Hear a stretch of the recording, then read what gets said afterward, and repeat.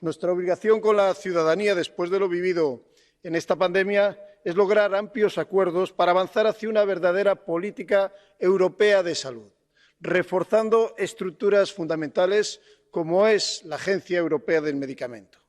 Aunque hoy celebremos el éxito de la campaña de vacunación, no debemos olvidar la improvisación, la descoordinación, el desconcierto vividos al inicio de la pandemia.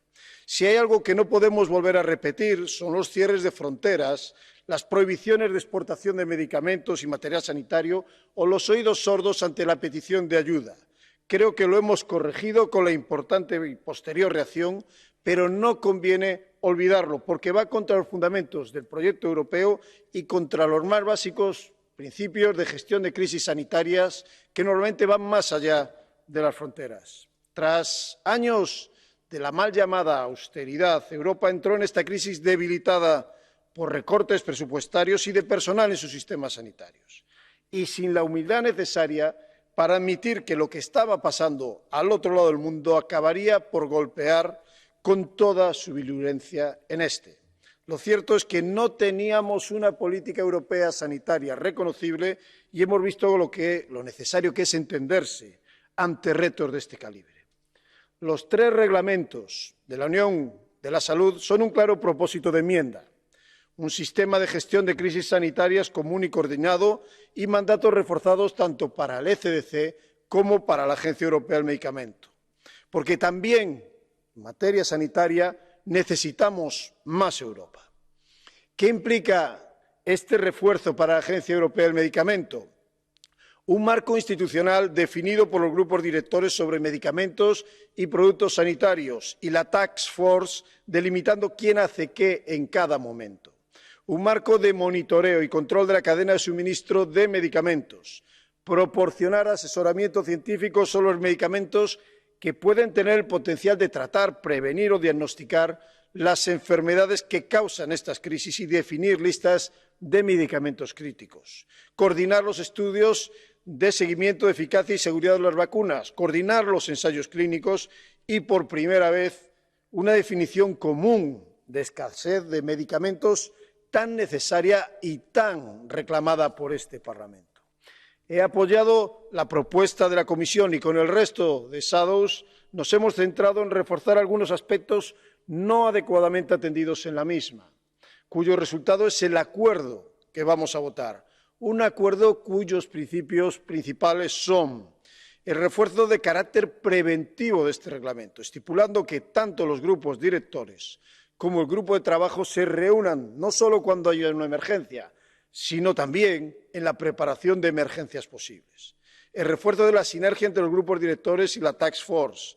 Introducir el enfoque One Health, una sola salud, a la hora de hacer frente a futuros desafíos.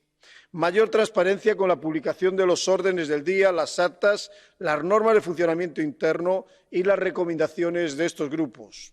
Un papel reforzado, importante, de los profesionales sanitarios y de los pacientes en la consulta de decisiones. Un régimen de sanciones para los titulares de autorizaciones de comercialización y los fabricantes de productos sanitarios que no cumplan con las obligaciones establecidas en este reglamento. Información pública sobre los ensayos clínicos y las decisiones de autorización de comercialización. Y un elemento crucial, a mi entender, y que hemos introducido, que es la creación de la base de datos europea de suministro de medicamentos. Si queremos hacer frente a emergencias como la que estamos afrontando, necesitamos información fiable, armonizada, coherente y oportuna. No puede volver a ocurrir aquello de que la agencia reciba la información que necesita para procesar datos en hojas de Excel. Esto no es aceptable. Necesitamos herramientas de este siglo, no repositorios del pasado.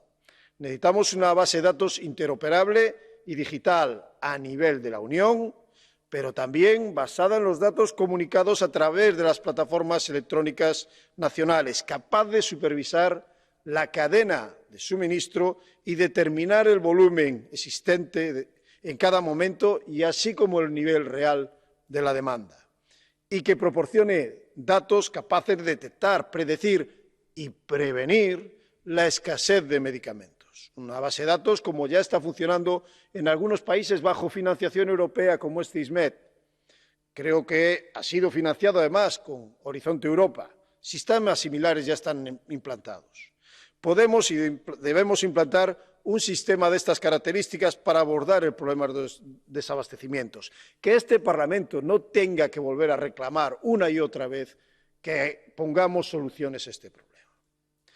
La Unión Europea de la Salud no va de quién tiene las competencias sanitarias ni de quitárselas a nadie.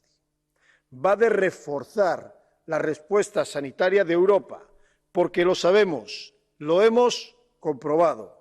La salud pública influye determinadamente en la salud de la economía, de nuestra sociedad también.